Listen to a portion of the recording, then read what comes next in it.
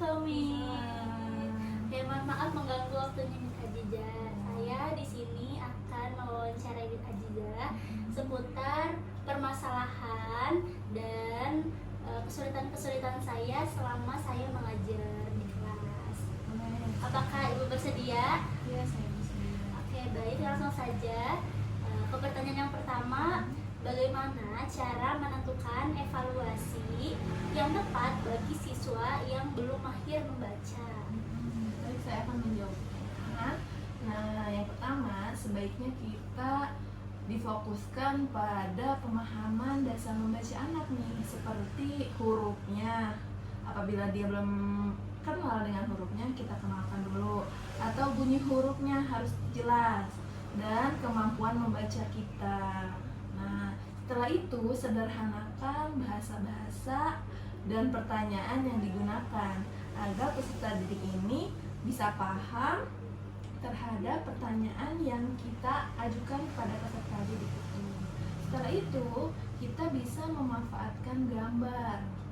Biasanya kan anak-anak yang belum paham terhadap isi pertanyaan, kita gunakan gambar, ya, gambar atau audio dan video untuk membantu peserta didik ini mengerti dan paham pertanyaan apa yang dimaksud, gitu. Setelah itu, sederhanakan pertanyaan dengan menggunakan hal-hal berikut. Kita bisa memperhatikan kebutuhan peserta didik itu dan dapat membantu siswa untuk lebih paham ke pertanyaan yang dimaksud. Berarti untuk anak yang belum mahir membaca, ini evaluasinya sedikit berbeda ya daripada siswa yang sudah mahir membaca gitu. Oke, baik Bu, lanjut kita ke pertanyaan yang kedua, yaitu mengapa seorang guru itu dituntut untuk menjadi manusia yang sempurna? Ya, sebenarnya kalau kita ngebahas tentang sempurna, ya, tidak ada manusia yang sempurna.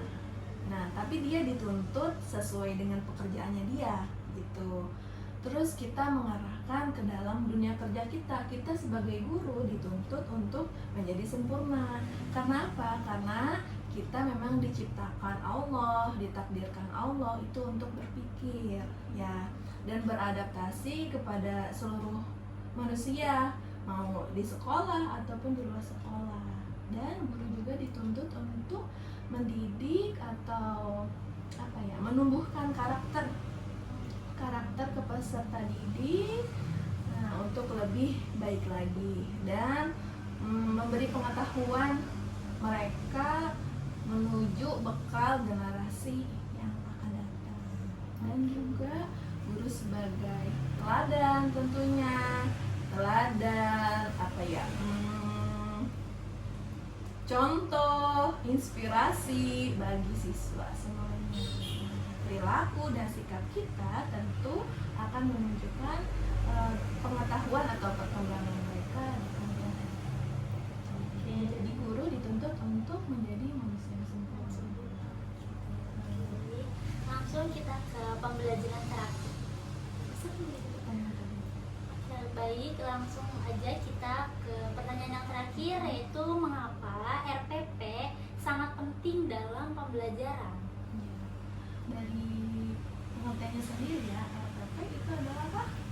Rencana Pelaksanaan pembelajaran yang biasanya kita siapkan oleh guru sebelum memulai kegiatan pembelajaran. Nah, RPP dibuat ini sebagai gambaran bagaimana suatu pembelajaran ini akan dilaksanakan, baik saat satu pertemuan itu atau satu semester atau bisa lebih, gitu. Nah, dari manfaat RPP ini bisa sebagai evaluasi seorang guru. Apakah materinya sudah tersampaikan atau belum, gitu. Atau memudahkan seorang guru ini untuk menyampaikan materi.